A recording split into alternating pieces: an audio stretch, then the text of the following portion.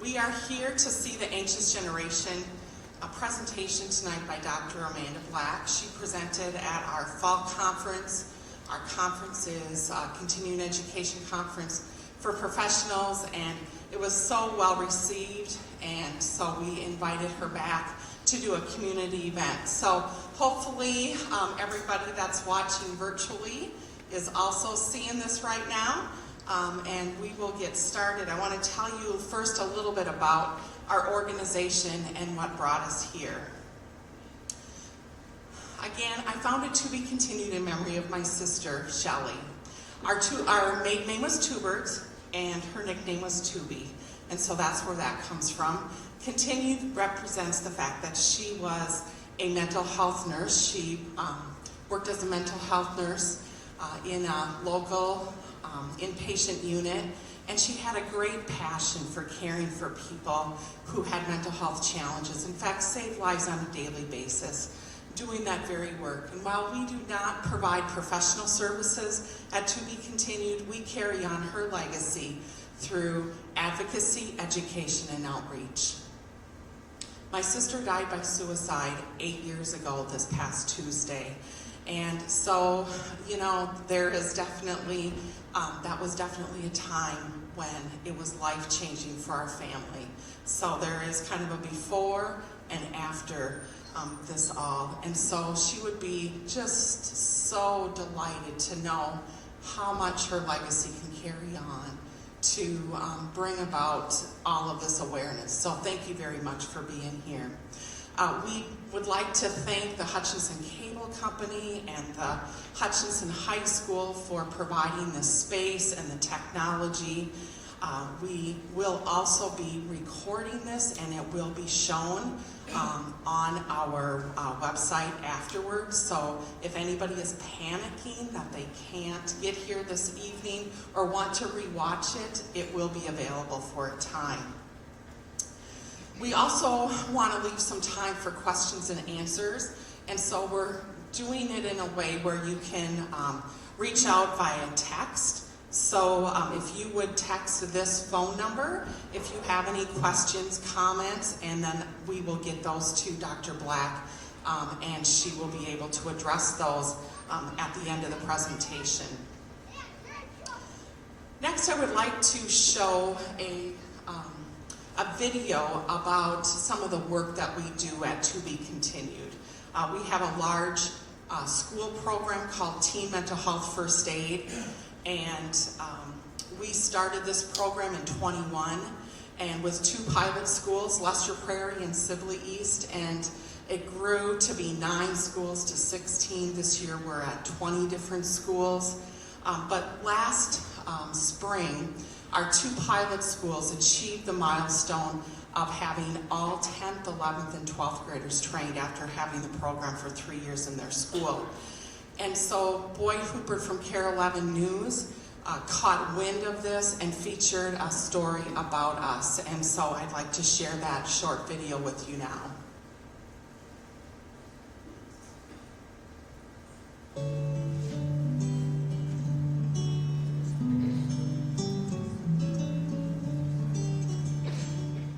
May is Mental Health Awareness Month, and recently Boyd Hooper met a woman spreading that awareness in a way that's touching thousands of teens. Tonight, we're on a new suicide prevention program expanding to 16 schools across central Minnesota, and the very personal reason behind it. So I get this question a lot. In a Lester Prairie history classroom, the topic of the day Question to ask is the battle is, within. are you thinking of killing yourself or are you thinking about suicide? It is extremely hard to say. Every Lester Prairie 10th grader is learning this spring how to spot the signs of a classmate in a mental health crisis. So our first step, looking for warning signs. Class is sponsored by the Minnesota-based nonprofit To Be Continued, a name inspired by the nickname She was Tubi. of Tammy Dean's sister, Shelley Tuber. This is Shelley right here. But what does Shelley have to do with those kids in that classroom More helpful and talkable mental health. at her old high school? She died by suicide on January 21st, 2017. The irony of her sister's death Right. has not been lost on Tammy. She was a mental health nurse. She worked as a mental health nurse in an inpatient unit. She, cared for a lot of people and saved a lot of lives. And it wasn't the first time. Yeah. Tammy's family has been touched by suicide. My husband lost his brother to suicide in 1986. So when Tammy brought in a speaker on suicide and packed a Lester Prairie church, she figured her community was ready to grow the conversation. Tammy Dean contacted me in June of 2021. Melissa Radical, the superintendent of Lester Prairie Schools, agreed to let her students be part of a pilot program. We really felt that this was an important step to take. But Tammy So this is our third year. It is really important. was just getting started. We want to make sure that we know exactly where our friend is at. Melissa Burkett is now one of 4 to-be continued instructors, traveling to 16 Minnesota high schools to teach a suicide prevention curriculum written by the National Council for Mental Well-Being. 16 schools, and there's already a waiting list for next year. This spring, Sibley East High School became the first to certify every 10th, 11th, and 12th grader in mental health first aid, they would be able to understand better. including sophomores Abby Montoya, Addie Beneke, and Traken Enter. Could you see this potentially saving a life? Most definitely. Makes sense? To hear Sibley East English teacher Carrie Bartlett, Right? it already has. My plan was to end my life that day. In her own mental health crisis, Page 24. Carrie remembered listening in Yes. on the to-be continued instructor Okay. teaching in her classroom. Never agreed to keep a crisis a secret. Carrie changed her plan. Yeah. And then that day I ended up going to therapy. Without the curriculum, things would be very different for my family, my work family, and my home family. This is Shelley right here. Shelley's big sister has made sure she's not just a memory in family photos, It's important. but still counseling, We want to guide a friend toward seeking appropriate help. still saving lives. What would Shelley think of this? I think she'd be very proud. Yeah. She'd be happy. Boydenford, Carol 11 News, Arlington. Sibley East was the first high school to certify every student 10th through 12th grade in mental health first aid, but they now have company. 2 weeks ago, Lester Prairie High School completed certification of all of its students as well. If you would like more information on the work of To Be Continued, you can find a link on care11.com. And this year, Hutchinson High School will also reach that milestone along with other schools that have been working with us for 3 years now. Aha! All right. So again, our mission is to increase awareness of suicide prevention, mental health and wellness through advocacy, education, and outreach. We service an 8-county area: Brown, Carver, McLeod, Meeker, Nicollet, Renville, Sibley, and Wright counties. It means that the education that we provide and the outreach we provide is without cost in these areas, but we certainly welcome people from outside of those counties to participate in our outreach and education. We have a board of 9 members that all have a passion for our mission. We now have 9 staff members, most of which are in the schools and doing our programming of our school program and other education. Most of our work is out in the field, and meaning we come to the customer to deliver the education and the outreach. Reasons why we're here doing this beyond my sister is the fact that we lose people on a daily basis to suicide. In Minnesota, there's more suicides in the greater Minnesota than there are in the 7-county metro area. The elderly population, farmers, and construction industry workers have high percentage rates of suicides, and 40% of high school students report persistent feelings of sadness or hopelessness. It says 42% here. That was a study done in 2021. The 2023, it did drop a little bit to 40%. And so we did see a slight improvement, and we'll take all of those things of encouragement. But of course, it's not the statistics that make it real. It's when you love one of those numbers that's struggling or somebody that you lost. So some of the community outreach we do includes being at county fairs, being in parades, delivering yard signs during the month of May, distributing gun locks, having a platform called Hope, which is an interactive bot that can help direct you to professional or peer-led services, or in times of immediate need to lead you to places like 988 or your local crisis numbers.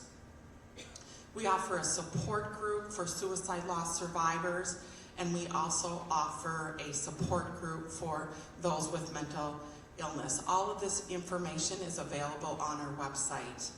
Some of the trainings we provide are AFSP's More Than SAD, QPR, which is Question, Persuade, Refer. It is the mental health version of CPR. It's 3 steps anybody can learn to help save a life. It's very intentional that it sounds like CPR. If you can think that if only healthcare workers were trained in CPR, we wouldn't save nearly the lives that we do, because community members are trained as well. And so that public health strategy also applies to QPR. Safe Talk and Safe Talk for Ag is another program that we deliver. All of our education is evidence-based. We don't reinvent the wheel. We don't create the curriculum. We just follow the science. One of our biggest programs is our conference every year that's held in September, and which Dr. Black was a presenter for this last year. We have a mental health first aid platform as a training. We do adult mental health first aid, youth mental health first aid, which is for adults who interact with youth, and then the teen mental health first aid, which is a school program. In 24, we taught 1,714 high school students teen mental health first aid. It is a comprehensive program in which first we have to teach 10% of school staff youth mental health first aid, again for adults who interact with youth.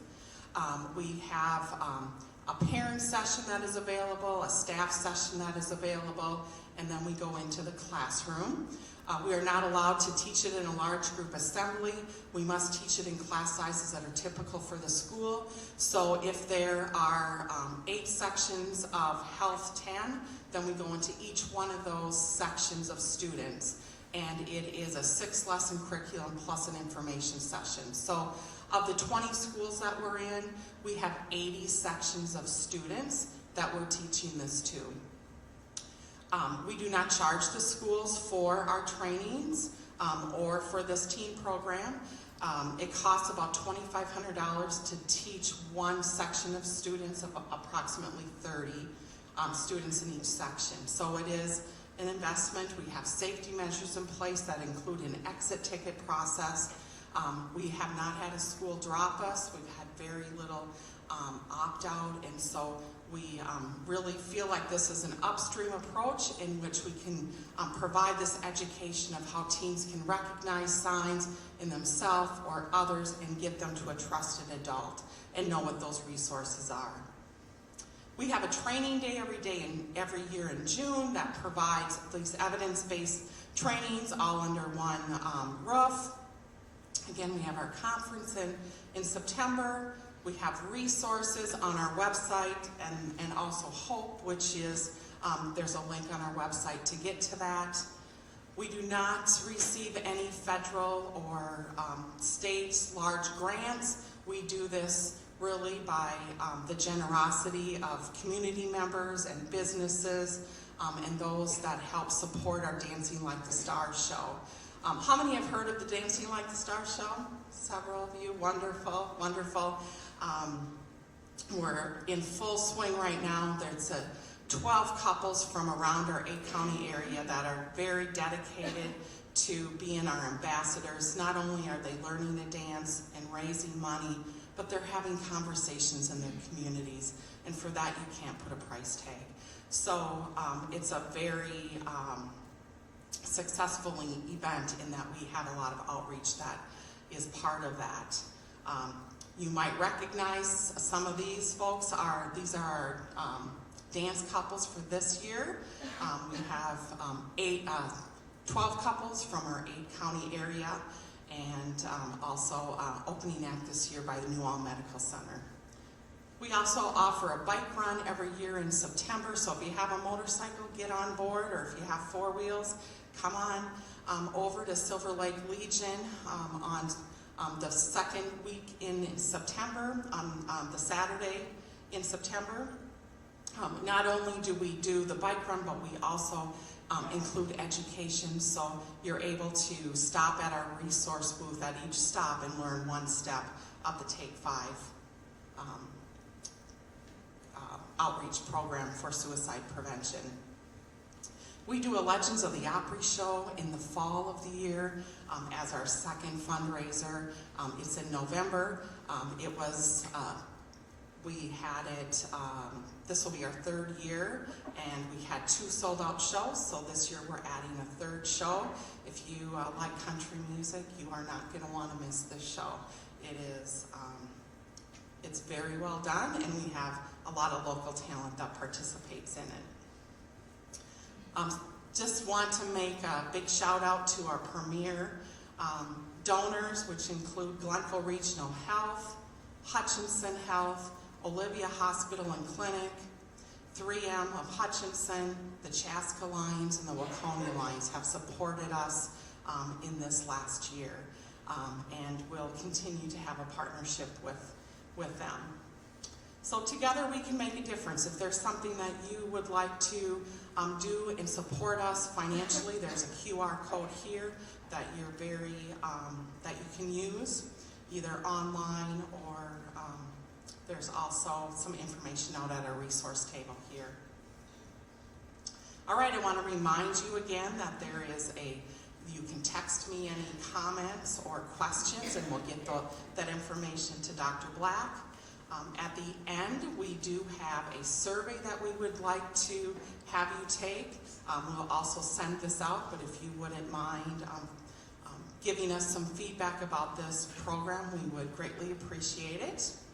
I understand that we have people even from overseas that are watching, missionaries from overseas that are watching this evening. So the word has definitely gotten out. We have this group here in person, we have a virtual audience, and also there is a watch session at the Renville County Public Health Building, and so they also have a number of people watching at a distance.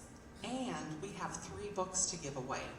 1 for the Olivia group, 1 for the virtual audience, and 1 for in-person. So stay for those drawings. At some point, we'll take a break, and Dr. Black said that she will gauge it by kind of where we are in content. So I'll give that up to her.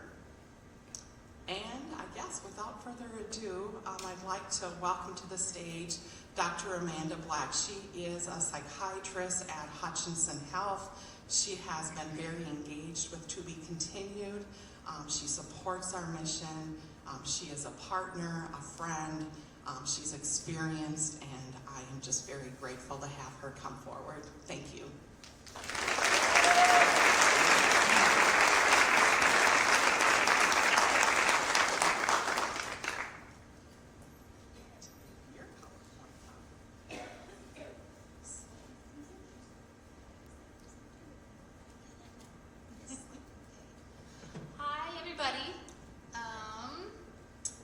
I'm going to get used to being up here, so forgive me if I'm kind of figuring myself out right now. But I'm Dr. Mandy Black. I live here in Hutchinson.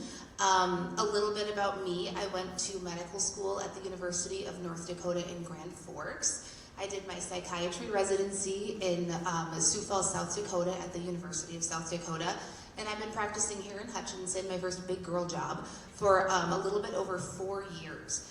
How I got involved is through the Dancing Like the Stars program. Dr. Stacy Nichols was a psychiatrist. She's now retired, but she got us all involved to dance the opening number at the event, and it was both my debut and my farewell performance. It was pretty amazing, and you missed it.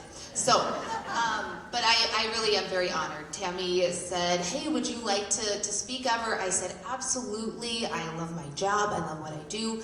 And so I'm here. I just want to say thank you to Tammy. Thank you to Billy and to Tracy. Thank you to everybody who's here. I hope that this is very much worth your time. Thank you to everybody who's logging in from afar.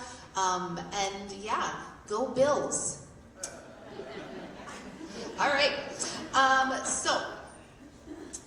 And that was serious too. Those Bills are really rocking it. So my presentation is mostly about this book, The Anxious Generation. It's by Jonathan Haidt. And I want to just point out that I do have permission from him to use the book. I'm going to take this out. There we go, that's better. I did email him and I said, hey, Dr. Haidt, is it okay if I present on your book for To Be Continued? And you can see here, he emailed me back and I was really excited. And so this was me. This was me reading his email. The next slide is my husband's response to me. So, thank you, sweetheart. I just want to kind of disclose this. This is not my work that I'm presenting. I'm presenting on Dr. Haidt's book, and there's a couple of other studies that I'm presenting on here. So it is my interpretation of what they have written. I don't have anything formal to report. I don't have any conflicts of interest, but I'll also try my best not to make this just a dull book report. I'm going to do my absolute best to stay faithful to what Dr. Haidt has written. I don't always necessarily agree with everything that he's written, and so I'll tell you if I'm giving my personal opinion or take. If you are going to be following along with the slides at any point, things are in a little bit different order, but like I said, I try to stay pretty faithful to what he's written. Our objectives here are to just understand how changes in device and internet ubiquity have really altered and impacted the landscape of childhood. And I should probably update this to say life in general, because people of all ages are impacted by this. And then also we'll get to discuss practical interventions to mitigate some of these negative outcomes. Whether you're in mental health, medicine, education, you're a parent, this applies to all of us, and it really does impact us all. So our agenda, we're gonna kind of go through the book. What are the definitions and the timelines that we're looking at? What is the great rewiring that is talked about in the book? What can be done? And then additional references. And I should have added this, but first, let's talk about adults. This study just came out. I just got this in my email, I think, last week, and I thought it was very interesting. It's about irritability and social media use in U.S. adults. What? That's impressive to look at. Let's talk about it. We know, it's been proven, it's been shown that social media use, or I should say, excessive social media use is tightly related to depression and anxiety. We know that. We don't know which direction the causality is. It could be both kind of contributing to each other, but we know that it's correlated. So, what about other forms of negative affect, like irritability? So we don't have to be depressed or anxious to be irritable. This study did an online survey for folks between November of 23 and January of 24, represented all 50 states and Washington, D.C. It had all kinds of demographic features, and it asked people whether they used any social media, or I suppose there were 6, I think, that they specified. Do you use any one of these 6? And if the answer is yes, how frequently do you post or apply something to that social media website? Not just passive interaction, but active interaction. And then they correlated those responses to self-reported irritability. So out of just about 42,500 respondents, 78% reported using a social media platform at least once a day. And I screenshotted over here, you can see, here's the social media use. You can see it goes from never to one time a week, to several days a week, to once a day, to several times a day, to most of the day. Look at this over here. Most of the day is enormously more irritable. And I haven't been on social media for a long time, but I remember that irritability. So you can see here there's Twitter, there's TikTok, Instagram, Facebook, and so really it's pointing out that there is a correlation between increased social media use and self-reported irritability. This one is about posting frequency, and very similar. You can see that people who post to social media several times per day tend to score quite a bit higher in their irritability. So that's really interesting. Why does that happen? It's not known. I mean, it could be bi-directional. It could be maybe a self-selecting process. It could be, it definitely is multifactorial and complex. And so why this is important is, again, that we know about depression and anxiety, but irritability as a standalone symptom is important to assess. Irritability tends to impact social and employment functioning. With irritability, we have a higher risk for violence, and irritability with depression increases our risk for suicidal thoughts and behaviors, and also poor treatment outcomes. So knowing that there is a relationship between high-frequency social media use and posting and irritability, what does that mean? It means we know now. We can study it more, and we can start to apply this to our everyday lives. Just really quickly over the study, couldn't tell bi-directional or causality. And then, you know, some people, maybe there's certain topics that they post about, and that is people getting more irritable about that. What was very interesting too is that the article pointed out some people claim, now there's no substantiation to this yet, but some claim that social media algorithms actually promote those provocative posts because they want the outrage, because when you're outraged you click more and then you type more characters and then they're selling you as their product. And I'll explain that comment a little bit more here. But back to the book. So The Anxious Generation, How the Great Rewiring of Childhood is Causing an Epidemic of Mental Illness.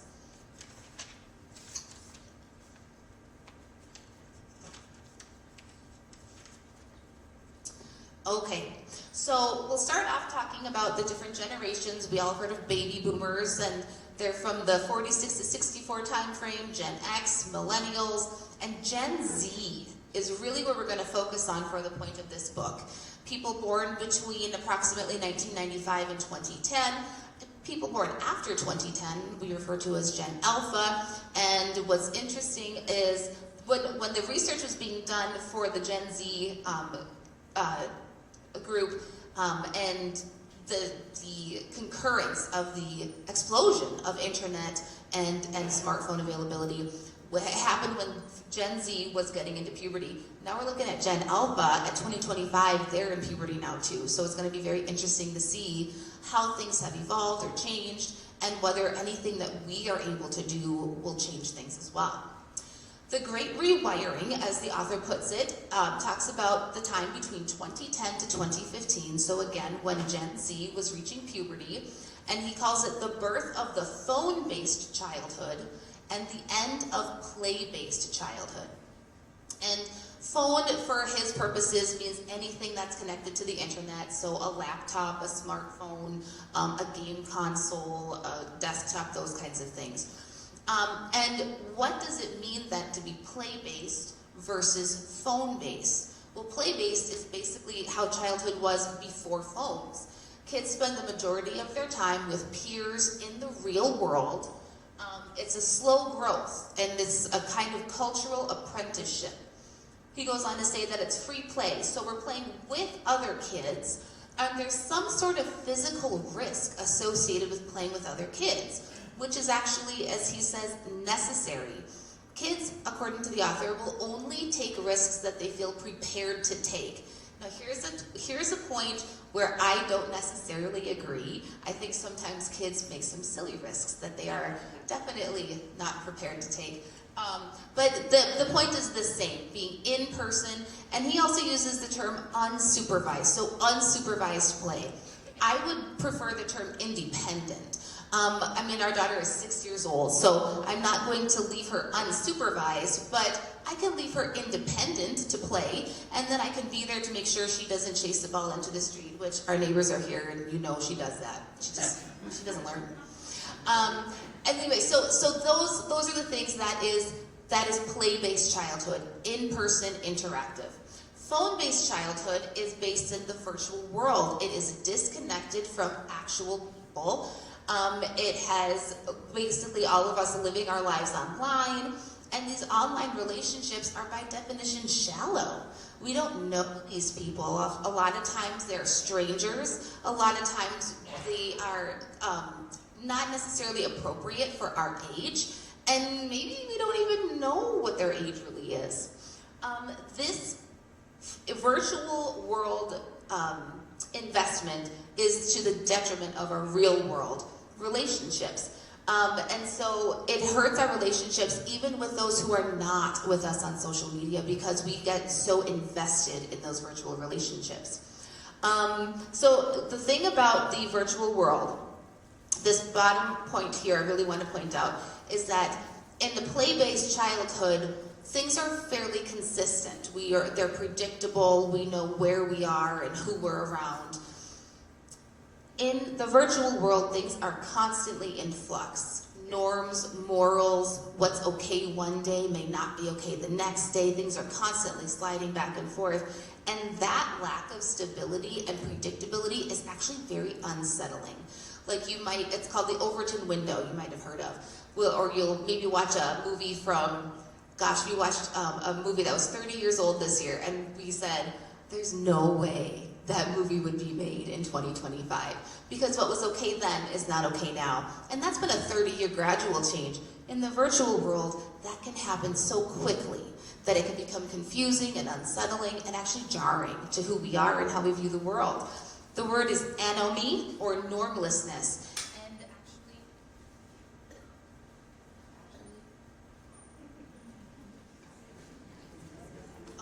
Thank you. Yay, Tyler.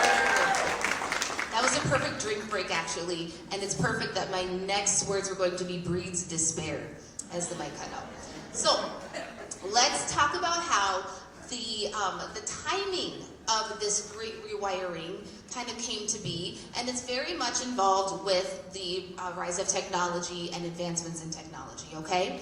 So, in the 1970s, actually, let me point out this graph first. So, for boys, we see that mental health really started to decline starting in the 1970s, which is much earlier than for other people. And per the author, there is a specific reason for this. It was in the 1970s that men in their traditional gender roles didn't have to be in those traditional gender roles as much. So there was deindustrialization where machines were doing things, so we didn't need those big strong guys to do things as much. Well, if that's what you have, that's what you have. And so a lot of those men felt rather displaced. And then a lot of newer jobs really cater to women's innate strengths, for better or worse. And then so that sort of led to, again, per the author, there was a gradual decline of strong male role models. There's a lot of failure to launch. And so there were fewer opportunities for men and women in technical education. And so as these men were more and more displaced from that deindustrialization in the real world, they sort of retreated into the virtual world. And I want to point out a specific quote here because I thought this was really important because obviously I'm a female in medicine. I recognize I'm standing on the shoulders of giants before me who were the first females to get admitted into medical school. And I will know nothing of the prejudice and things that they have endured. And so I think it's amazing that in this day and age, men and women are very much equally paired in most ways, right? At the same time, we need to make sure that we pay attention to keep us all in good in a good state, because a world of floundering men is unlikely to be a world of flourishing women. So paying attention to keeping us all in good standard is really good. In the 1980s, the author says this was the rise of safetyism. And safetyism is where we don't value inherent risks, we value safety. And nothing is more important than safety, which, I mean, is on its face good, but then it gets to be a little bit much. And so, I love this quote here: people become unwilling to make trade-offs demanded by other practical and moral concerns. So no matter how trivial the danger is, we will not take that risk. And that is kind of in the face of that play-based childhood that we talked about earlier. There's a paradox of protection, that the more we protect our youngsters from harm, from risk, the less likely they are to flourish independently. In the 1980s, there was also an increased use of daycare. And then, of course, as the 1980s went on, we had more technology available, becoming more widespread, not necessarily in people's homes quite yet. Let's go to the 1990s. So more safetyism, the term stranger danger was becoming a lot more ubiquitous in the culture, and the rise of 24-hour news was in the 1990s. What gets your attention in headlines? It's something awful that's happened, something tragic. We all love a good feel-good story, but there's only so many of those that will grip our attention. And so, while in some ways the 24 hours news cycle was good because it allowed us to identify problems and risks and address them and mitigate some of the unnecessary risks in our lives, it also led us to be maybe a little bit overly cautious, maybe too cautious, okay? Parenting became more isolated. So instead of it being the village, the proverbial village, that we hear about, parenting became more self-sufficient, and so we are less looking for other people to help us, but it was more about, I must do this, I can't ask for help, and we just became more internally secure there, and that decreased sense of community goes along with it. The author points out that there is a fear of lawsuits, there's anger and accusations, and really he talks about, and I mean, depending on what generation you're from, he gives examples, if you were around in the 60s and you went down the road and you did something naughty, that parent would spank you. And now you're almost like scared to say something in your own house if a kid does something naughty, kind of those dichotomies there. In the 1990s, and this is when I came of age too, so this is why Zach Morris is here with his fantastic cell phone. Rise of internet access and availability. Like, who remembers their Windows logging into analog, that little shh, and it was just, you knew in 20 minutes you were gonna have the world at your fingertips. So, as internet speed and availability increased, we all got used to being on the internet. Like, seriously, do you think about the last time you used the internet and the page didn't load within 10 seconds and you were like, what is happening here? And before you could go cook a full meal and come back and be so happy that your MySpace loaded. I mean, seriously. So, and then also in the 1990s, we had our basic phones, a la Zach Morris. They didn't necessarily even have screens on them, because touch screens, that's fantasy. There's no such thing as touch screens. That's for like Star Trek, right? Let's go to the 2000s. So again, internet is getting faster and faster, and it's everywhere. It is everywhere. In most homes by 2001, everyone had internet accessibility.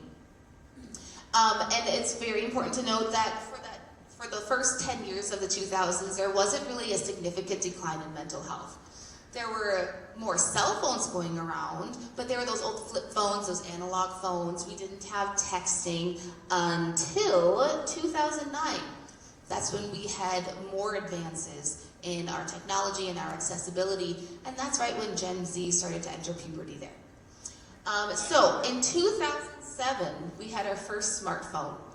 By July of 2008, we had our first third-party apps.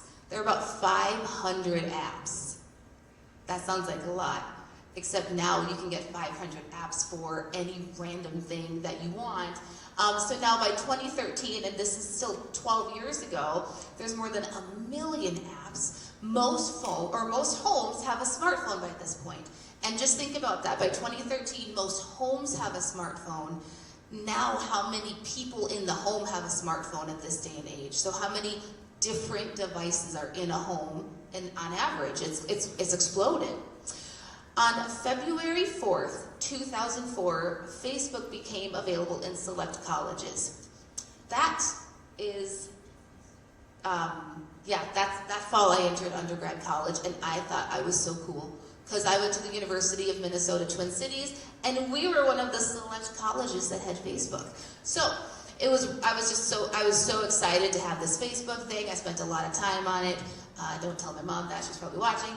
2006, Facebook became available to everybody, okay? And so what does that mean? That means that rather than being for college students, most of whom are above 18, there might be a couple of younger teenagers in there, now any person who is 13 years of age or older with a valid email can be on Facebook. Let's talk about that a little bit more. Any person who claims they are 13 years of age or older with a valid email can now have access to everyone on the planet who is also on Facebook. A lot of good things have come from that. Also, some not so good things. In 2009, Facebook added the like button, which really set things off because now we can quantify how other people respond to us. I got 10 likes on that post and only 4 likes on that post. Why? Maybe I was less provocative, maybe I said something that wasn't quite as kosher, but this really quantified success and, in my opinion, really started to incentivize more bombastic and more extreme things for people to say to get those likes, because who doesn't want to be liked? Then the algorithm was introduced and push notifications. You guys, 2009 and push notifications was a big deal because now there's nowhere to hide. If you were there in the early days, you would have to go check your Facebook to see if people liked your post or posted anything new. And now you can get dozens of notifications every hour just from anything. Somebody that you friended 20 years ago and Facebook decides to show you they posted something new, and it can be pretty overwhelming, honestly. In the 2010s, the iPhone 4 was introduced, or in 2010, I'm sorry. Why is the iPhone 4 important? It was the first one with the front-facing camera. Who takes selfies? Anybody? Yeah. Instagram was available only on smartphones, and so now that we can take pictures of ourselves, our very self-absorbed natures are finally being tapped into. By 2013, there's more than 1 million apps. By 2015, 70% of American teens had some internet device connection or connected device, and 79% of teens by 2016 had a smartphone. So what does that mean? Well, when you have a device, that could be your PlayStation that's at home, you know, the family computer, you can get onto the internet. But by 2016, those kids could get on the internet anywhere, anytime. So now let's talk about what we've noticed in terms of trends for teens. So as we are back here in 2004, kind of as things are ramping up, and here's 2010, which is the first iPhone 4, which is the iPhone 4 with the camera, and that's when the Great Rewiring started. Let's take a look. We see that a lot of girls really start to get more depressed. And so do boys to some extent, but not as much, and we'll talk about why that is. But this, according to the author, is why. Because it is so consuming to be on the internet and on social media, and that is why these things are happening. We'll get more into it. So again, the Great Rewiring of Childhood, because the book is about how childhood has changed fundamentally, but we've also talked about how it has changed for adults as well. But the period from 2010 to 2015, with these monumental developments in technology, and the great quote here is that social patterns, role models, emotions, physical activity, and even sleep patterns were fundamentally recast over the course of just 5 years. Because things that I never knew I didn't know before, now I have at my fingertips 24 hours a day, no matter where I am. You can see here too, this is another piece of supporting evidence for why childhood was so greatly impacted. Because if you look from 2010 to 2015, people over age 50, they didn't really get impacted that much. But who uses social media? Younger people. So as we kind of go down the age range here, we see that it's really the people who, from age 18 to 25 who started to get more and more depressed, and they are the ones who were using, or who are using the internet and social media so much more. So the other great quote that I want to point out here is that overprotection in the real world and underprotection in the virtual world are the major reasons why children born after 1995 became the anxious generation. So if you go back to the play-based childhood, we were hoping kids would take risks and get hurt a little bit. We don't need to protect them from every little nick and cut. And instead we are saying, no, don't go outside, there's ticks out there. You might get a splinter. Come inside and see what's on TV, see what's on the computer. But the problem with the virtual world is that it is the entire world at a child's fingertips. And it's not always age appropriate, it's not always healthy and safe, and it is a risk. It is a risk. So the sensitive periods in childhood that the author talks about are really important for specific types of learning and specific things that we learn. So, for example, language. We have a sensitive period in our very young years for language. It's very easy for kiddos born in the bilingual homes to learn both languages. Put me into a bilingual home and I'm going to struggle for a while. I might pick it up eventually, but I'm outside that sensitive period. So cultural learning is really prominent in ages 9 through 15 years. And again, that is the same time frame when most kiddos will get a smartphone or other tablet or other device that lets them have access to the internet and social media at all times. And that is also the same time that Gen Z was getting, the same time Gen Z was getting into their sensitive period is the same time that technology was really booming and bursting out. So they had their sensitive period at the same time the iPhone and these social media apps were coming out. And so the quantity of our social connections burst.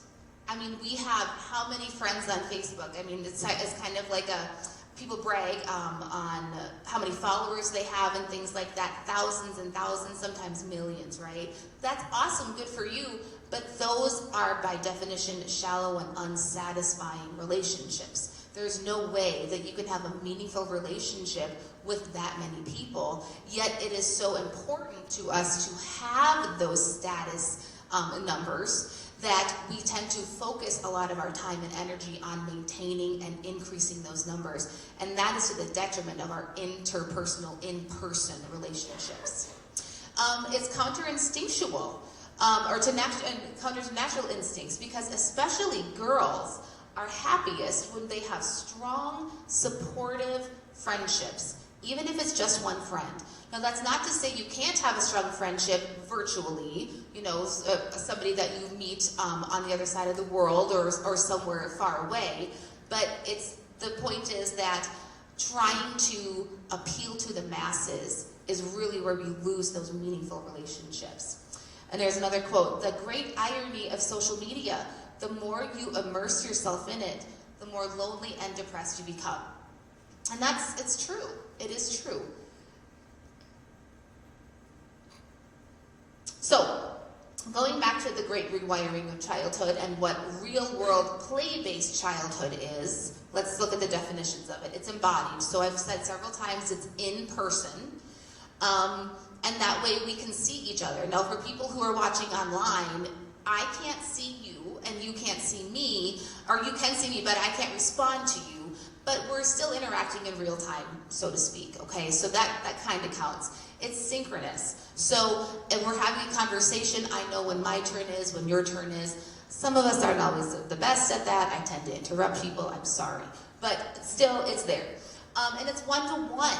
Now, there are exceptions to that, like right now, clearly one to several, but a lot of times that smaller is important, that smaller number is important. And this is the one that I found the most interesting, the last one.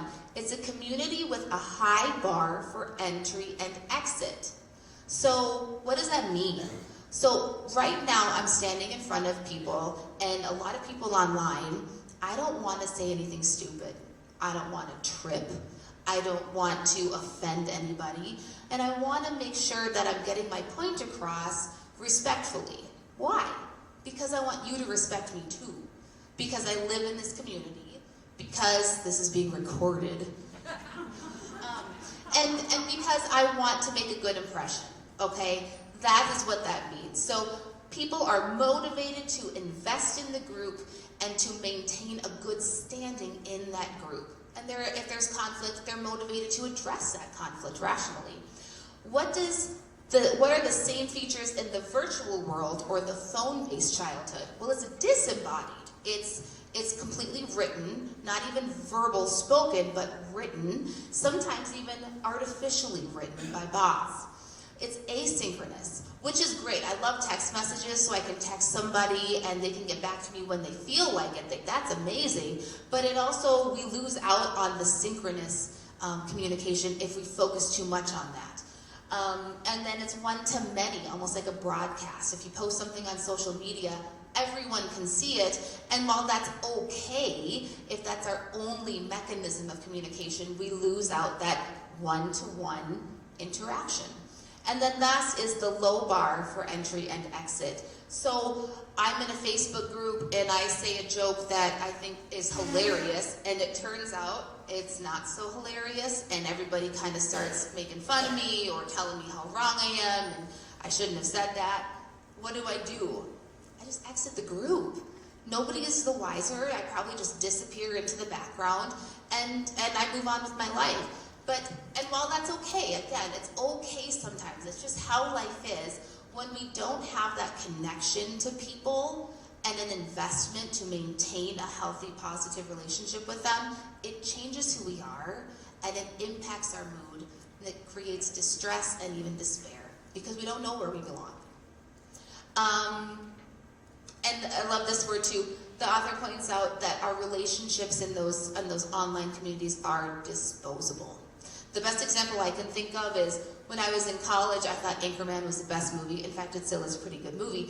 But there was a group that said, we love Anchorman, and I was so excited I wanted to join it. I messaged the person in charge of it, and I said, can I join your I love Anchorman group? And they were like, dude, you don't need permission, you just click join. And I felt really dumb, but then I joined. And then the next day I quit just capriciously because I changed my mind. Nothing wrong with that, but also not a lasting bond. One thing that I want to point out here is that we talk about fragility versus resiliency. What is the difference? Fragile means breakable, resilient means unbreakable. But we don't want our children to be so fragile that they break. We don't want them to be so resilient that they aren't shaped by what goes on around them. We would love them to be anti-fragile, like a bone or like a tree that becomes stronger as it is tested and pressured. I'll give you an example here. So I don't remember what year it was, but there was a biome made where it was complete, the dome was completely separate from outside. And the thought was it was going to be sort of a perfect environment and greenery. It turns out as the trees got older, the trees buckled under their own weight. They grew, and they buckled, or they flopped over. Why? Because in that biome, they did not have the wind to test them and to sway them. Trees actually get stronger the more that they resist the wind, the more that they are tousled back and forth. And so when we remove those tests and those opportunities to strengthen, those trees didn't flourish and they died. And so that's what anti-fragility is really growing and strengthening yourself in response to challenges. I love this quote too. As the Stoics and Buddhists taught long ago, happiness cannot be reached by eliminating all triggers from life. Just impossible to do anyway. But rather, happiness comes from learning to deprive external events of the power to trigger negative emotions in you. If anybody can figure out how to do that all the time, please tell me. But it's true. It's very true. It's all about where we give our power, what we give our power to. The risks of the phone-based childhood, mostly opportunity cost, because when we are on a screen, we are not developing relationships, we are not working our minds and our bodies the same way, and it inhibits attunement, which really is just about how to interact with each other and other human beings in the real world. Also, I love the biases here. So the conformist bias, all of our biases are skewed when we're on the web too much. The conformist bias is we want to copy what is common. So what we see a lot, we think that's the norm. We want to fit in, so we do that. But then there's the prestige bias. We want to copy and be like whoever we think is most prestigious. So those things are usually in harmony, but not always. The problem with the phone-based childhood and spending too much time in the virtual world is that prestige is redefined. So think about your heroes from when you were a kid. Maybe there was an athlete, an academic, maybe a leader that you just really appreciated. And why did you appreciate them and respect them? They achieved things. They overcame obstacles, okay? Now the people who get more attention in our current culture are people who have not necessarily achieved great things, but who gain the most attention. And if we think about it, is that attention usually positive? Have they done worthwhile, amazing things that help humanity? Or are they out there, like, remember Tom Green back in the day? That guy. Was he the root of it? I don't know. But he was prestigious because he did things that were silly, and that became what we paid attention to. So now prestige is divorced from actual intelligence, and that can be a problem for the long term as well. I love this quote, and so I'm sorry to keep quoting so much, but there's so many good quotes in the book. Children are plunged into a whirlpool of adult content and experiences that arrive in no particular order.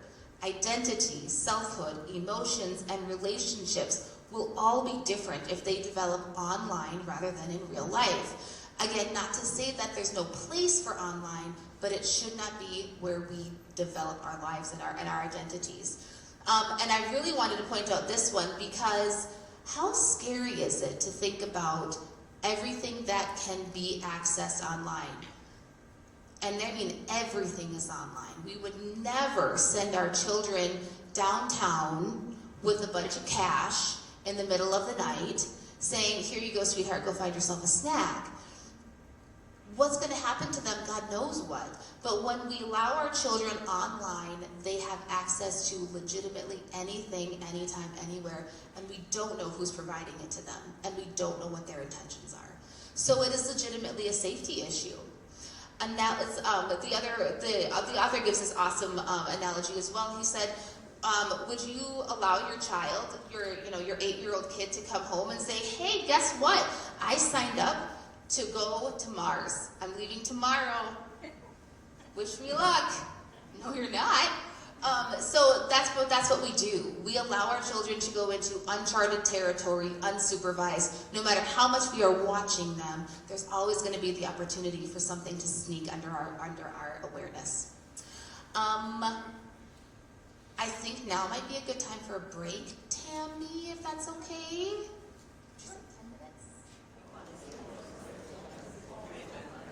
All right, again, feel free to drop a comment. I'm just going to read one that I just received.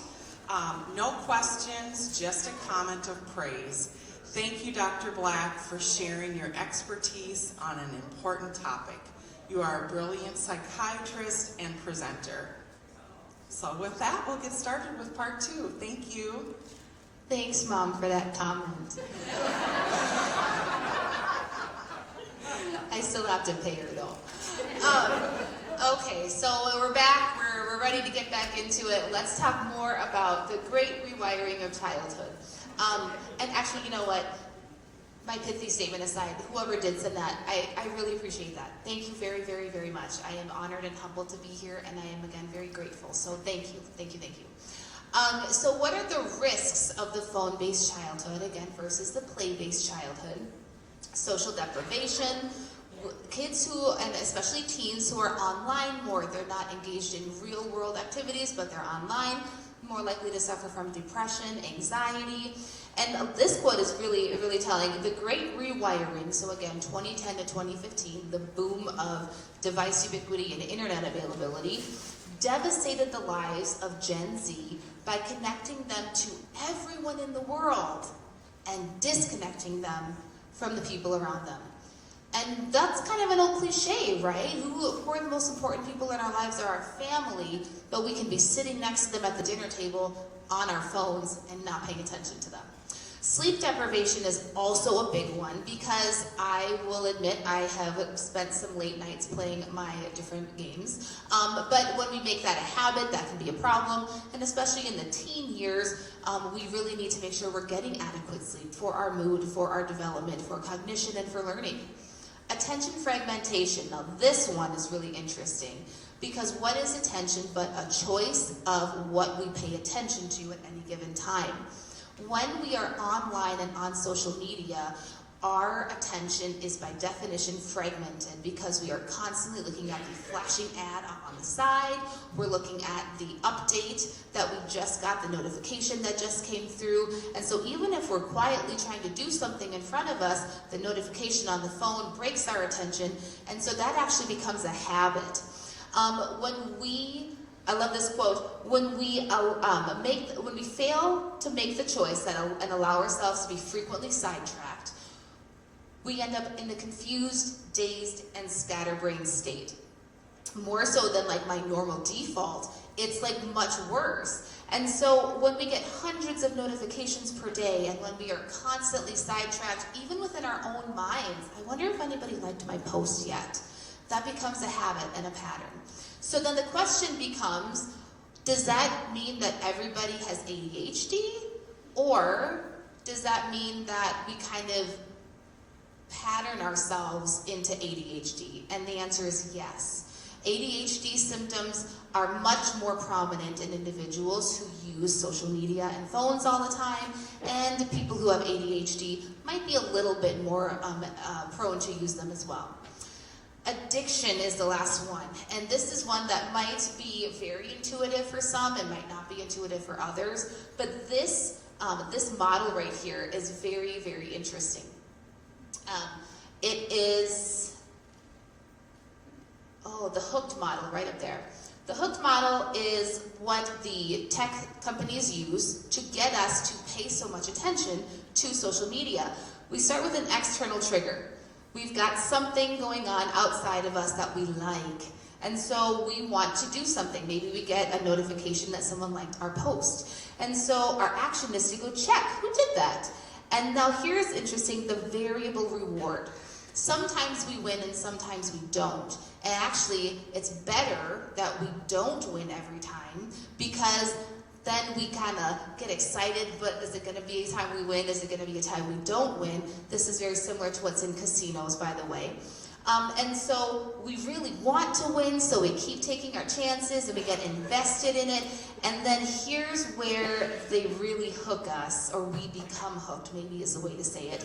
Because now the trigger is no longer external, but it's internal. I liked when I had 10 people like my post. And I want that again. So now I'm going to keep triggering myself to go back over and over and over. And here is really the thing that I want us to remember. There's a lot of important things, but this one is the one that really is important. We are not tech companies' customers. We are their product. We make them money. They sell us, and we make them money. So this is why this model is so important, because they need us to become hooked, to make their money, to sell to advertisers, to get us to buy their products and pay for the services, things like that. Tech companies' enormous revenues are a function of how well they cater to their customers. And those customers are the advertisers. They are not us. Okay? We are their product. So, girls versus boys. Girls have a higher affinity towards visually based applications, pictures and the like, and a lot of random controlled trials show a causative correlation between social media causing anxiety and depression. Boys, on the other hand, we talked about they've been a little bit more disengaged since the 1970s. They've been moving towards the online world, and they spend more time on video games.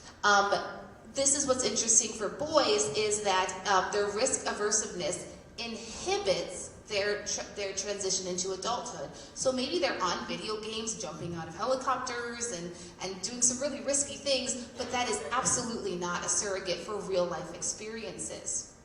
For girls, the problem is those visual cues again. They have socially prescribed perfectionism.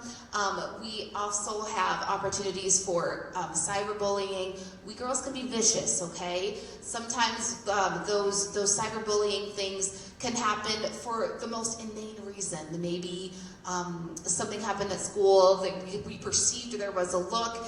There's also epidemics, sociogenic epidemics. So things that are not necessarily legitimate diagnoses, we'll say, can become very prominent because I saw Susie had it and Sarah had it, and those girls are cool. And then, yeah, just girls are at higher risk. The virtual world consumes boys, so they can do all these amazing things, but it's artificial. So it's not actually developing their character, their mind, their bodies. It is really keeping them trapped in the basement or wherever they're doing it. They're playing their games. And so without actual social and physical risk, we don't grow, we don't develop. Pornography is also a very real thing for both men and women, boys and girls, but especially boys. In terms of relationships, pre-internet, obviously there's always been the availability of pornography, but before then, to satiate all of those desires, mostly men, I should say men and women, but we had to take risks. We had to go out and meet someone and talk to them and take that risk, that first step. Now, we can get anything we want, any time of day, whether that is an interaction with somebody, again, it could be artificial intelligence, or visualizing something that we have on our minds at that moment. What does that do? We really succumb back into ourselves. So we avoid any risk or potential discomfort, because why would I risk going to meet someone when I can stay at home and be on my computer and get the same immediate satisfaction? Long term, not the same, but immediately I'm okay. We don't satisfy those interpersonal needs, and it also really distorts expectations, because what we're seeing online is not real, is not accurate, is not even reasonable sometimes. Now, video games, I was very surprised to read this, because video games, actually, they're not all bad. There's no clear evidence that video games cause boys problems with modest use, okay? So some video game playing can actually be protective. They have increased cognitive and intellectual functioning, they maybe have more dexterity, their working memory is a little bit quicker, and some decreases in depression, but point out that this is for the boys who played 30 minutes 3 times a week. That is not what most know. So, I mean, 30 minutes 3 times a week, I'm like maybe 3 hours 3 times a day for a lot of guys who are playing video games, and some girls too, but again, we're talking boys here. And video games, when used in moderation, it fosters cooperation, because there are some co-op games that are pretty cool. The bad side is for heavy users, the quantity and the role of the game becomes so prominent in their lives, and that really consumes them. They become over-reliant on the games. That causes the stress, anxiety, and depression, because when you're spending your entire day trying to beat bad guy after bad guy, if you're playing, I don't know, Call of Duty, and you're constantly being shot at, that does actually increase our cortisol levels. And so that impacts our body, our physiology, and our mood. 7% of boys qualify as having a disorder for video game, and the major opportunity cost is, again, in time. We miss out on sleep, we miss out on exercise, we miss out on developing in-person relationships. There are some spiritual components that I'm probably going to gloss over for the sake of time. The phone-based life produces spiritual degradation, not just in adolescents, but in all of us. Now, the author points out that, at least at the writing of this book, he's an atheist. But he points out that church and spiritual practices are amazing. They are beneficial, they are helpful, they have a lot of good qualities. And so, just really quickly glossing over these, and I apologize if I'm a little bit too much of a glossing over them, but shared sacredness, so having similar values, knowing what we value, what we're going for in the real world. Usually that's pretty consistent, or if it's going to shift, we have cues and we can follow the dots. In the virtual world, that can be so sudden and capricious that we don't even know where it came from, and again, that can be unsettling. Embodiment, so being in person, stillness and focus, being quiet, and stopping the external stimuli so that we can be just ourselves, listen to our own thoughts, kind of mindfulness studies and practices. Transcending the self, so especially here he talks about being in nature and just being really in awe of how amazing nature is. Or for me, because I'm a big nerd, I mean, like, how cool is the body? I can't believe our nails grow. Like, those amazing things. Nobody can explain it. Be slow to anger, quick to forgive, and then there's the find awe in nature. So here's really where we want to spend our time. What can we do about these things? Now, I want to make it really clear here, the slides that I've gone over before, it's such a quick and dirty overview. I really would recommend everyone read the book. Truly, go to the library and check it out. It's not that expensive on Amazon, I don't think.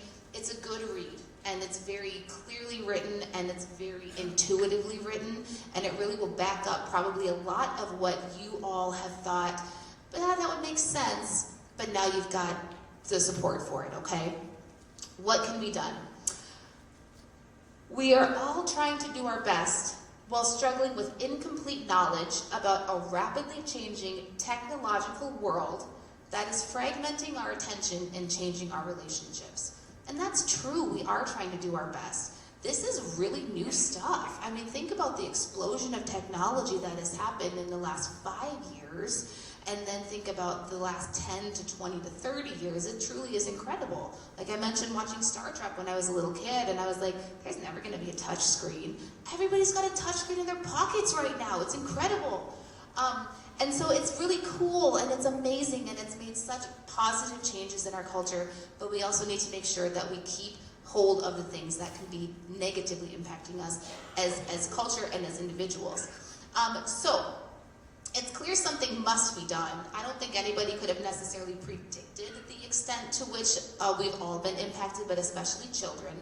And so when we're acting alone, we kind of feel like isolated, right? We don't know if anybody else agrees with us, but when we band together, we are more comfortable, we are more comfortable sharing our opinions and standing up and saying, you know, that's just not for me, that's just not what I'm going to do.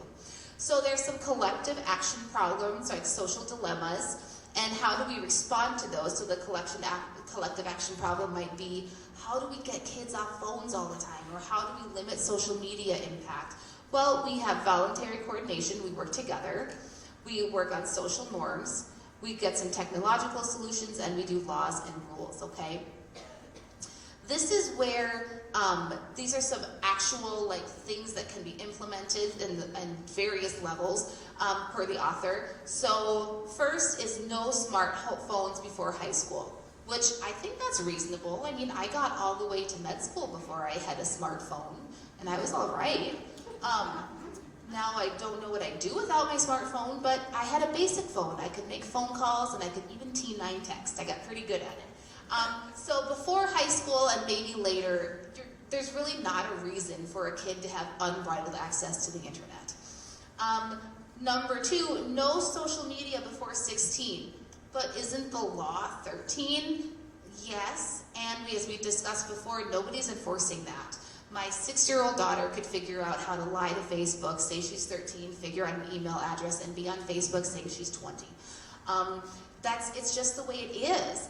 And the reason why he says 16 is because that is after that sensitive period of cultural growth has ended. By 15, a lot of us have really kind of gotten the flow of cultural learning. And so after this, we've matured a little bit. And so if we are exposed to things that are beyond our maturity level, we're better equipped to handle them than if we had encountered them when we were younger. Phone-free schools. And so, yes, everybody knows you're not supposed to have phones in school, but we do.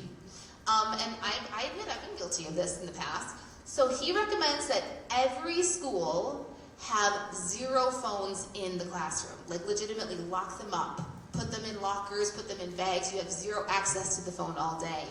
And here's what's interesting.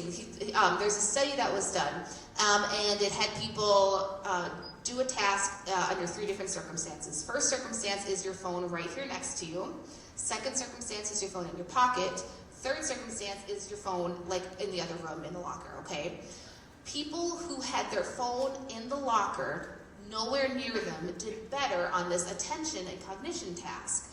People who had their phone right next to them, understandably, did worse because they were constantly, maybe they were getting notifications or text messages. And what I thought was interesting was that the people who had their phone in their pocket also did more poorly because the temptation was there. And so your phone buzzes, or maybe you're like, I wonder if that person's gotten back to me yet. That distracts us, and that distraction it's a detriment to what we want to do and how we want to focus our attention.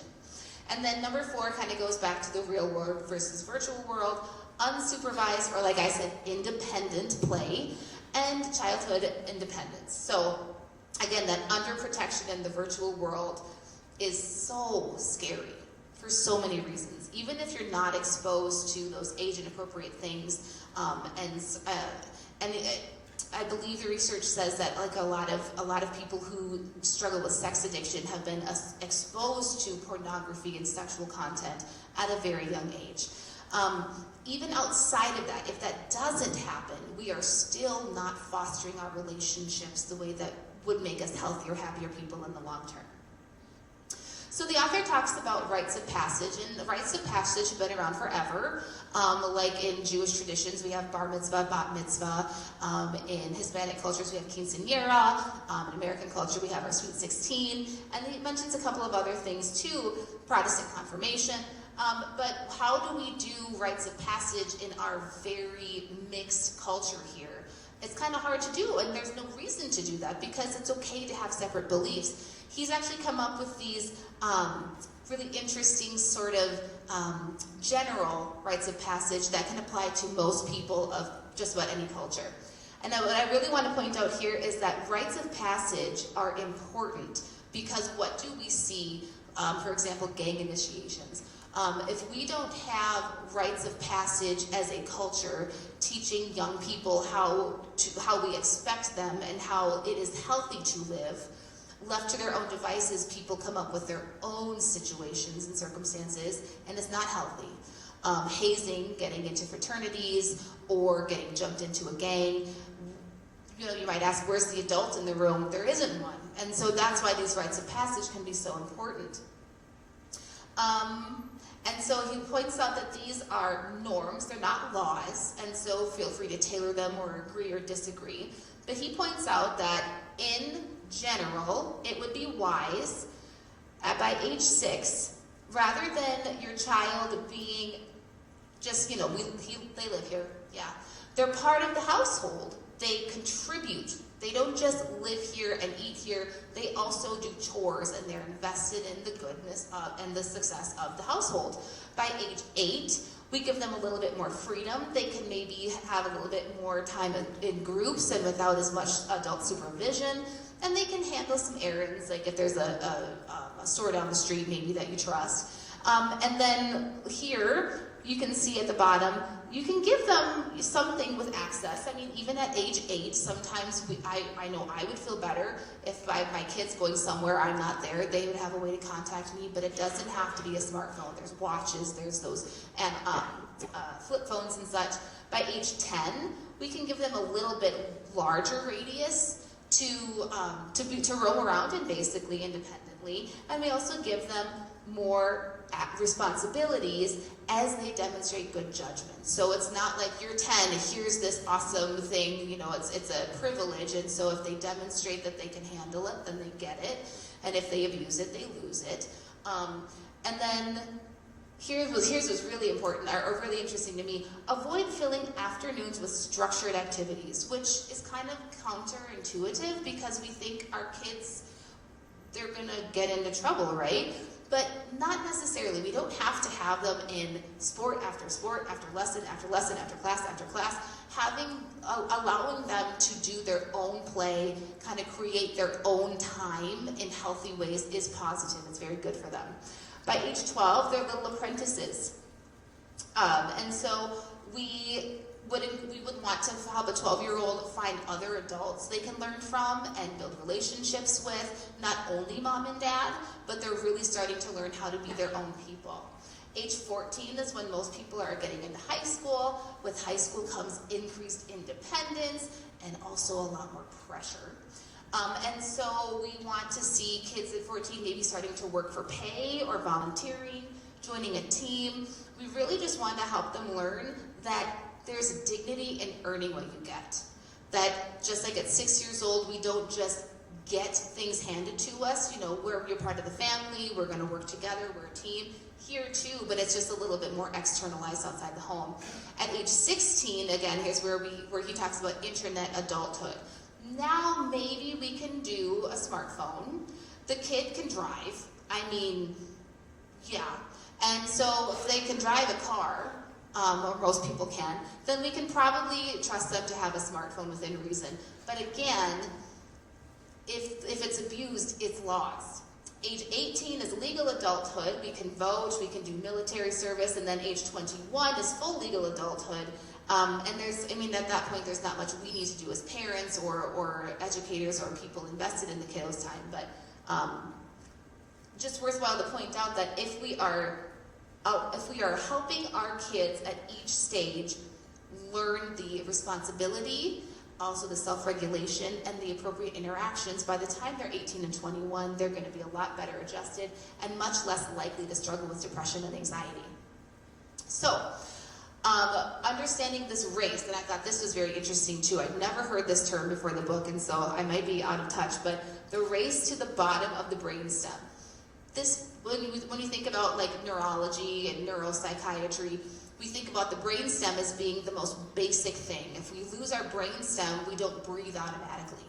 Our body just doesn't function, and that's our most primal brain components there.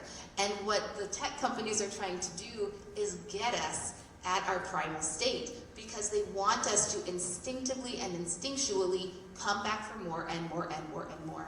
So remember that we're their product. The advertisers are their customers, and they must maintain our attention as their product so that they can sell us to the advertisers. Because what is a website if nobody goes to it and sees the advertisers? There's no way to keep going. I mean, it's a rational business model, but we also need to be aware of it. And we'll come back to that too in just a minute here. But they'll do anything, a lot of places will do anything to hold on to their users and their product, even if it's not necessarily ethical or safe. So there are examples of scrupulous individuals who will take care not to exploit that race to the bottom of the brainstem.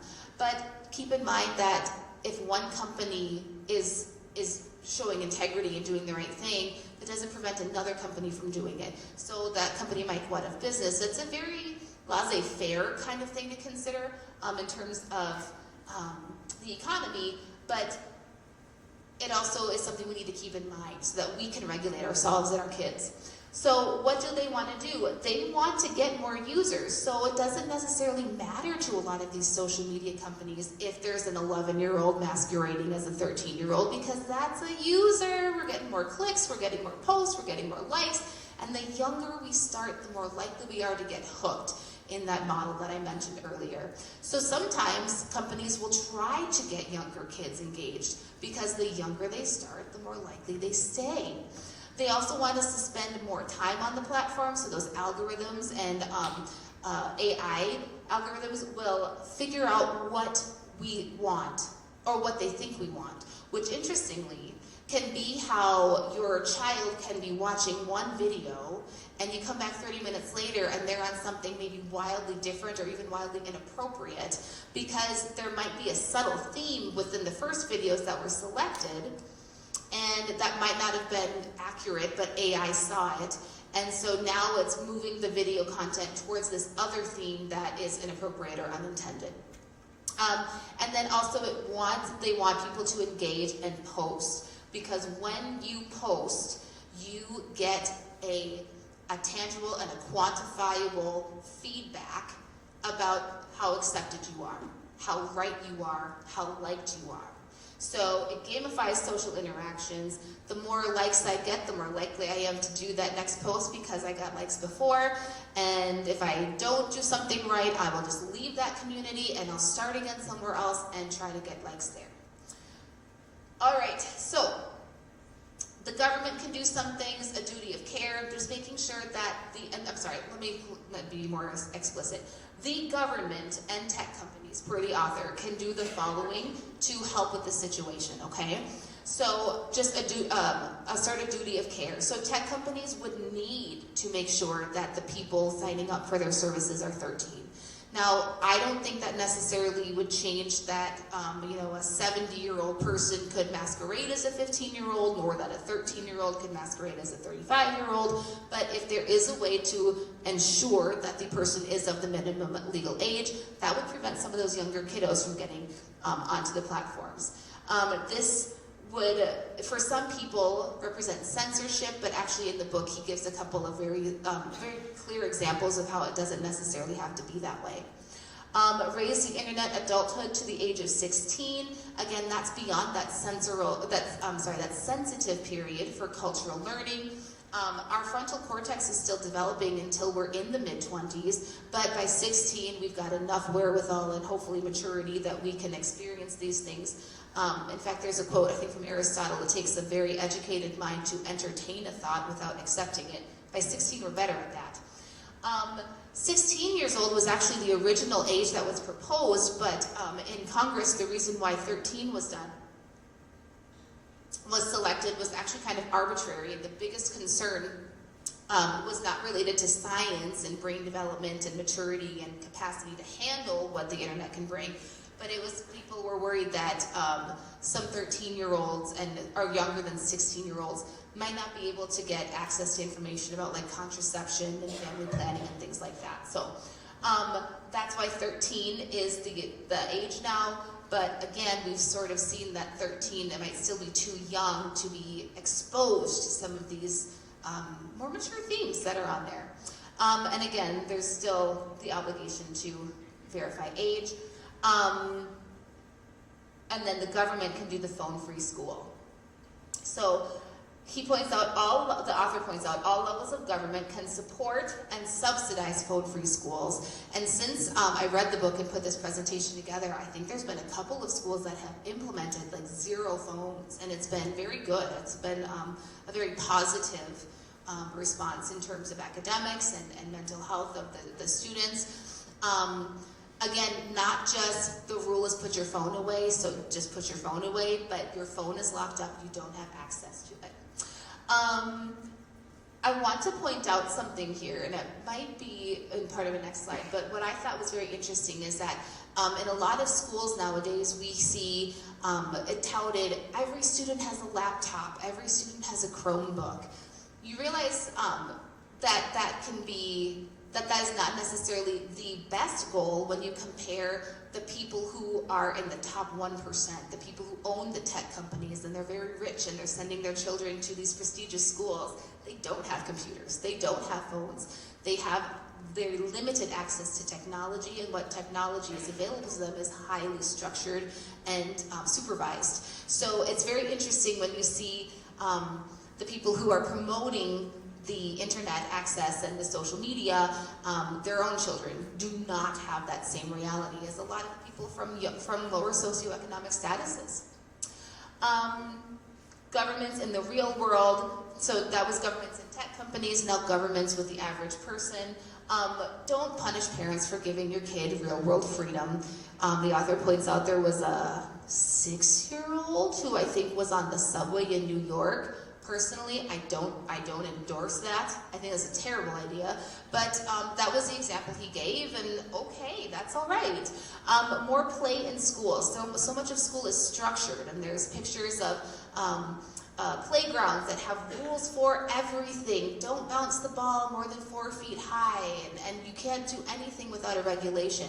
If we can eliminate those, our kids will learn to take a little bit more risks, and they'll learn to take care of each other better. I know that kids can be mean, and kids can be unruly, but truly if we give them the chance to rise to the occasion, they will. They do, and they will. Public spaces for children in mind. So as we walk out in our neighborhoods, maybe having more sidewalks, maybe having more areas with that kids can kind of wander around in more safely without worry of getting hit by a car or being exposed to billboards that might not be appropriate, things like that. And then vocational education and apprenticeships. Right now, our school system is highly focused on college and university, which is not a bad thing. College and university is very good, but it's not for everybody. And so, why are we so focused on that when I don't know anything about plumbing?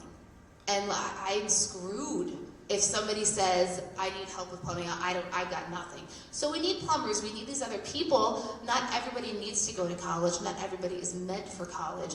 And so if we can make sure there are plenty of programs to help people get into trades and those vocations, not only is that wise for society, but it really helps us to help people grow where they're meant to be. I mean, can you imagine if you were a bad student, and this talks about here boys too, boys become increasingly disengaged because they're not always the best at academics. Girls have, in general, are better at sitting down and studying. Boys might not have that same capacity, but if all we're teaching is college and university, the boys become disenfranchised, they think, it's not for me, and they regress. So if we're making sure that we have options for every walk of life, because let's be honest, where would we be without the plumbers of the world? Then we're really going to help people engage more and feel more accepted. And it is valuable. They are valuable. And even government subsidies for those apprenticeships. Let's talk about what schools can do, and this is a little bit of an overlap, but those phone-free schools are really important. No, not internet-free, but phone-free. And not just that little rule, but legitimately locking things up, okay? We all know kids aren't supposed to have kids during class, but they still have that accessibility. So remember that experiment I told you about where even if the phone's not in front of you, having it in your pocket is a source of distraction, and it decreases our productivity and our results. And so having it away, just not even as an option, is a positive thing. Okay, and here too is where I point out a lot of the most elite schools, all digital devices are prohibited. So where are the schools that it's not lower income? There's a big race segregation, race disparity between who's got the most problems with devices in the school, causing distractions and having negative impacts on mental health and academics. More free play, so again, longer recess. The author points out that inmates in solitary confinement had an hour a day of unsupervised outside time, and then when they were told that like kindergartners in some places had 20 minutes, they were like, what? I'm a criminal and I have more than that. So, or there we go, 2 hours of recess in elementary kids average 27 minutes. So, that's a big deal. We need to let kids get outside and play and be rowdy. Again, in the book, there's some examples. I mentioned them here for the sake of completeness, but I'm not going to spend time going over them. Re-engage boys, so again, getting those VOTEC. A lot of men are destined for college, and that's amazing, but there's other things we can do too. More male teachers, he mentions. There's a specific project called the Let Grow Project, and really it is about asking the kid in front of you, what is something that you've never done that kind of freaks you out to do, and then they go home and with their parents they do it. It can be as simple as, I'm in 8th grade, I've never ordered a pizza before on phone, and I'm really nervous because I'm scared that the pizza person is gonna make fun of me, I'm gonna stutter, or I'm not gonna make sense. Really, what is the harm in that, right? What is the negative outcome for that? Nothing. You're gonna be okay, even if you make a fool of yourself. So you go home, you say, all right, your job is to order a pizza tonight, mom and dad help you. It makes an awesome connection between mom and dad, and it shows that 8th grade kid, I did something hard. I was kind of scared of it, and I did it. I didn't do it perfectly, but it's done and it's good. And that is so important, to make sure that we are helping our kids learn new things and giving them the dignity that they deserve, rather than teaching them to avoid the things that make them a little bit nervous.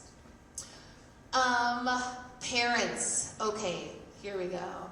Attachment theory. So secure adults are meant to be a point of safety for children, but we are not meant to be their ultimate protectors from everything that could be bad. It might be okay to let your kid touch like a needle and realize that needle's sharp. I better not touch that again. Obviously not a chainsaw, but within reason, we're going to do things that allow our kids to be exposed to potential dangers so they can learn. We want to help. We want to be the safe base for the child. Now, attachment theory starts from the point of birth, really. And so it's important that kids, even at a very young age, know that we are safe, we are here for them, we support them, we protect them. We're also in charge, mind you. And so we're going to have those conflicts, but we want to be that safe base so that they can come back to us, regroup, and go back out for their next adventure to learn more, to test more, and to earn more dignity. This book was just really interesting, The Gardener and the Carpenter. So a carpenter parent is meticulous, driven, they're kind of a taskmaster, they've got the goal in mind. We're going to make this birdhouse, that's how it is. The gardener parent is a little bit more relaxed, and then rather than teaching the kid, you put this nail here at this amount of pressure with this tool, the gardener parent teaches the kid how to grow the plant. This is how we are going to cultivate, basically. So it teaches the process, and it just it's a little bit safer environment for kids to flourish. It's in a lot of ways very similar to authoritarian versus lax parenting. So there's that. This is a quote about that carpenter versus gardener parenting. Our job as parents is not to make a particular kind of child, which for those of us who are parents, it's futile anyway. So, not even worth the endeavor. Instead, our job is to provide a protected space of love, safety, and stability in which children of many unpredictable kinds can flourish. We're not supposed to shape their minds, but we're supposed to help them learn and explore what they want to explore. We don't tell them how to play, we don't give them the toys, but we can help them learn. So this was a great quote, we let the internet and social media take over the garden. Bottom line here is we need kids off the internet, off social media, so that we can teach them how to grow that garden rather than them learning those things online. For 0 to 5 years of age, we can enhance real-world experiences, less screen time. For 0 to 2 years, ideally 0 screen time. For 2 to 6, limited screen time, unless it's like FaceTiming with a family member. That's actually pretty good. It's a good thing. Having responsibility and having older kids actually take care of younger kids. So like an older kid, a teenager might volunteer at a camp for kindergartners. That actually is amazing. It teaches the older kid a lot of responsibility and fosters a lot of positivity in the younger child as well. This is just directly from the American Academy of Child and Adolescent Psychiatry regarding screen time. From ages 16 to 13, we can talk again about the conformist bias and the prestige bias. This is when kids are really, they're realizing that their friends are cooler than we are, unfortunately. And so if we expose them to things that are not necessarily healthy but popular, that can be a problem. So we want to make sure there's healthy role models in the real world, virtual world sometimes, but primarily real world. Setting good examples ourselves, providing structure but not over-structured. Here's addiction to social media. Again, this is just the diagnostic criteria. And so we just really need to make sure that our kids feel safe in the real world and draw them back into the real world as much as we can. Get a part-time job. I'm trying to save time for questions here, so I apologize. I'm going kind of quickly over these. Leadership roles, bigger thrills in nature, and a gap year after high school is not a bad thing necessarily. It allows a lot of self-exploration and learning. Monitoring for problematic use of social media. And again, here are those four things again. No smartphones before high school, no social media before 16, phone-free schools, and giving our kids more independence. These are additional resources. So the Anxious Generation, there's the website, there's some other documents, a link to the studies that I mentioned, the APA and the APA. And holy cow, we got through it all. That was long, and I'm sorry, I hope I didn't drone on too much. Here comes Tammy. So, I have some questions that have come out. Do you want to look at them a minute, and I will announce who the book winners are?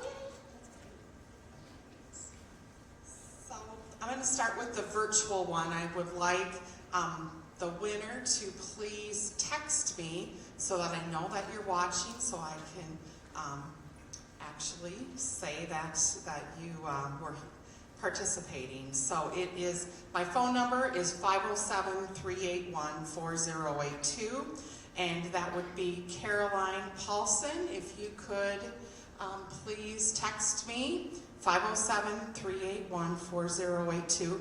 I kind of feel like a hypocrite saying this all right now, like I'm using all of my smartphone to deliver all of this.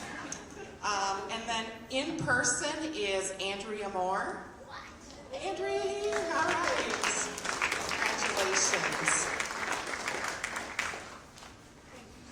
Yes, thank you.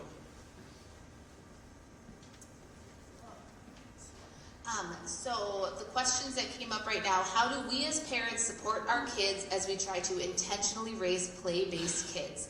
That's a great question.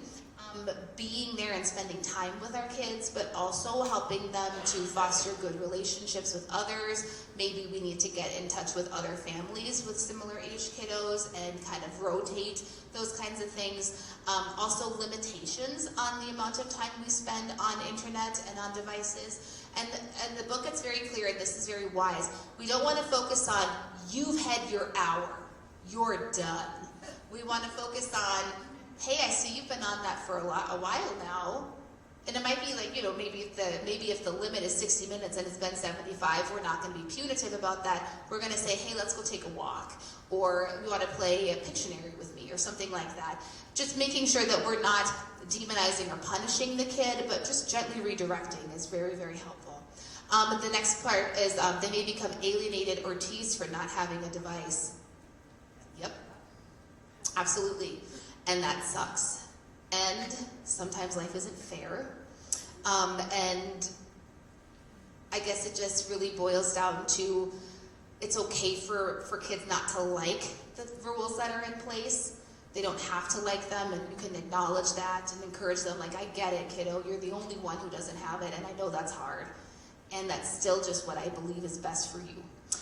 Banding together with other families who are similar-minded is a great thing to do.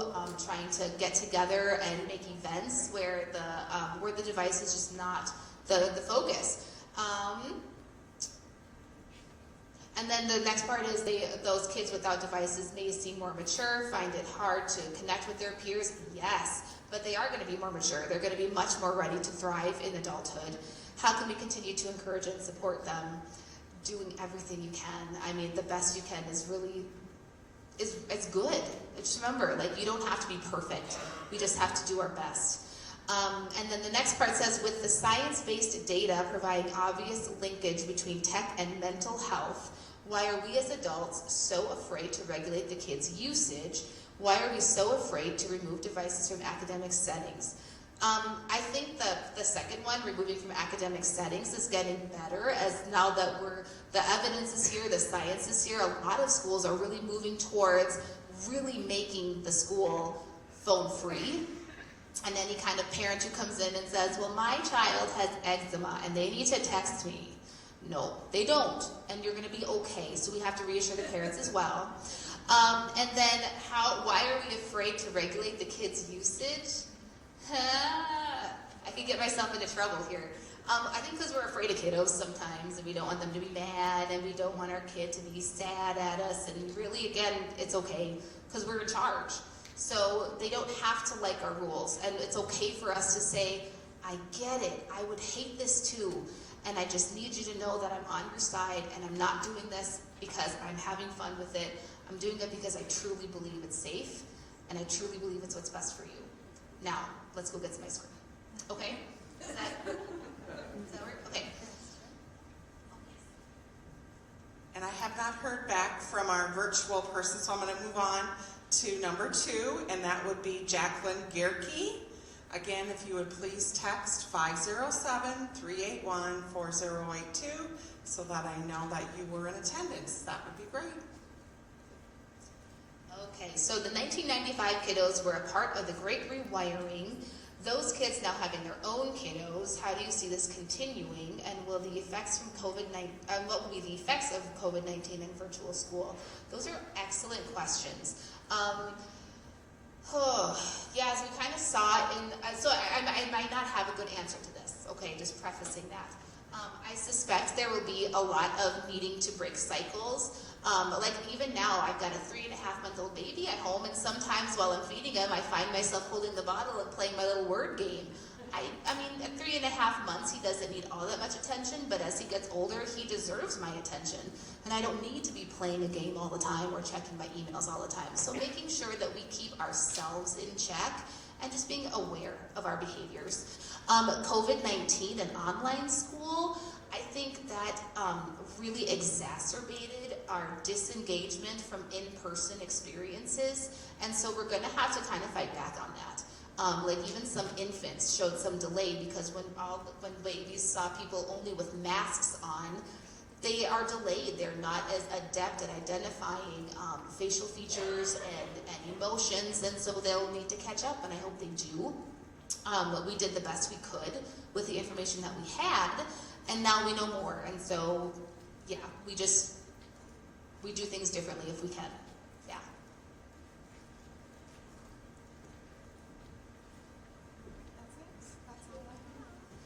Again, it's been an honor. Thank you guys so much. Thank you.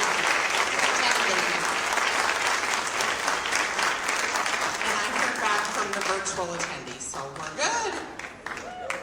So feel free to stop out at our resource booth on the way out. Please give us feedback. Take the survey. Support to be continued in a way that works for you. And know that you're not alone, and we're in this together. So thank you very much.